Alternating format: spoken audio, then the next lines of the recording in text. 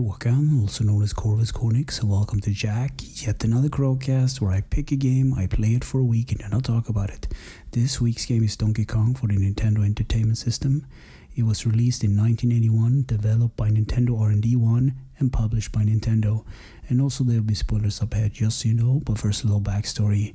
I never had this game as a kid. We had a very few select games from Nintendo, I remembered. But we did have the Donkey Kong Game & Watch, like with dual screens and stuff. It broke, but it was a lot of entertainment. I think that little handheld device also functions like an alarm clock or something. Pretty cool.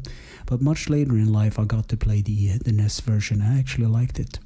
So as you start up the game, you are prompted to select between 1 and 2 players. I believe you take turns. And each of these modes has a game A and a game B, which I think game A is like the original game and B is like the harder version. And once you beat like the game once, it's fairly short, it actually loops. So the first stage involves Donkey Kong climbing up the top of a construction site via the scaffolding. And once he reaches the top, he drops out Pauline, which is, I guess, Jumpman Mario's love interest. And then he jump around a bunch and the beams fall and make like a platforming segue, if that makes sense. So the way is like, get to the top, climb up the ladders and avoid the barrels that fall down. You can either jump out like over the barrels and get points, and you can, sometimes you get like a hammer, you can smash those barrels, and yeah, it's like a limited power up of like 5 or 6 seconds or something. And once you reach the top, he grabs Pauline and he climbs on to the next stage. So the second stage is a little bit more involved. It has moving platforms like elevators, so you can get on them and you have to jump like across to another solid platform. But while you're doing this, you don't want to take too much of a fall damage, because this Mario can't take fall damage. And also there are like these fire kind of enemies that climb the ladders too, so you want to avoid them as well.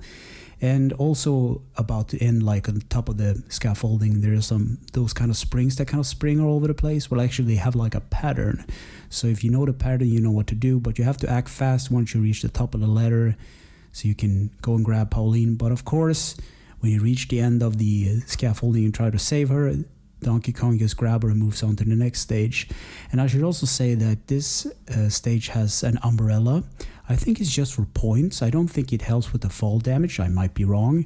And there are also, I believe, like 1-ups, at least pink Jumpman icons. I believe they're 1-ups. I didn't go for them because I was like, I just want to finish the stage, I guess. So the third stage is actually the simplest one in my opinion. There are 3 floors and each floor has 2 sprints in it.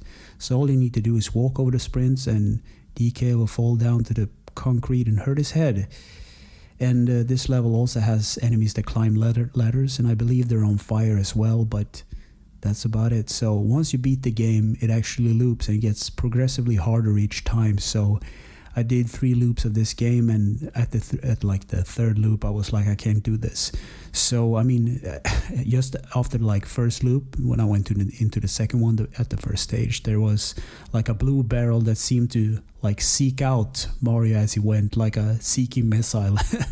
And I thought that was funny. And also there's like a barrel down at the bottom of the screen where like a fire creature just start to climb up the ladder if you take too much time to actually reach the top. But I mean, I had fun playing it this week anyways. I don't mind. I beat the game. It was short. And I think this game was also like in the arcades from the beginning. So I'm not actually sure if 1981 is the correct date. That might be the arcade release.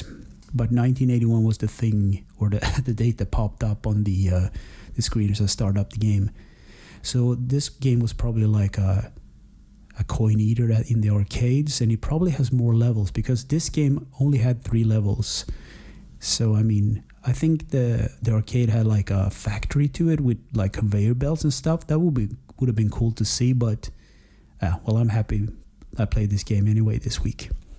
So gameplay. Climb to the top and save Pauline and defeat Donkey Kong in the end. Control. The D-pad moves Jumpman Mario around, and the A button jumps and the start button pauses. Graphics. So this game is very simple and primitive in design, and that's not necessarily a bad thing. So the backgrounds are black and the construction beams are pink.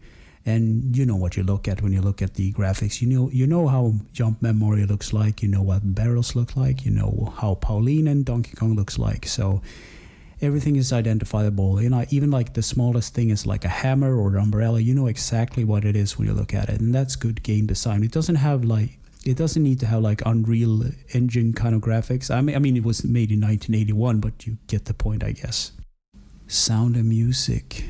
Yukoi Kanioka made the music for this game, and it's only 3 tracks as far as I know. The intro track, which was reused in Donkey Kong Country, and then you have the classic just moving up the platform. It was actually in the introduction to the it was in the intro. And then you have the power-up music when you grab the hammer, and that's about it. It's simple and it conveys the overall feeling. Easter eggs, secrets, and glitches. I didn't find anything through my playthrough. To be honest, I didn't dig that deep either, but that's sometimes the case, right? So in conclusion, I wrote yes. This is a classic and it's simple and fun. On the downside, it's short. It's just short.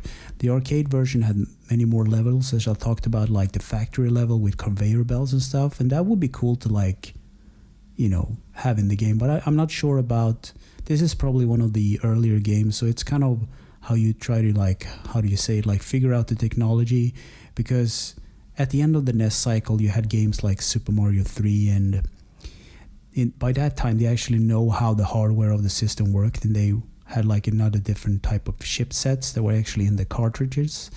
So I mean, it's good for what it is, but I would appreciate it if there were more levels. But I know I can't have everything, but it's a nice short game. It takes about 5 to 10 minutes to beat one cycle, and then it loops. So yeah. So anyway, thanks for listening and watching, and take care.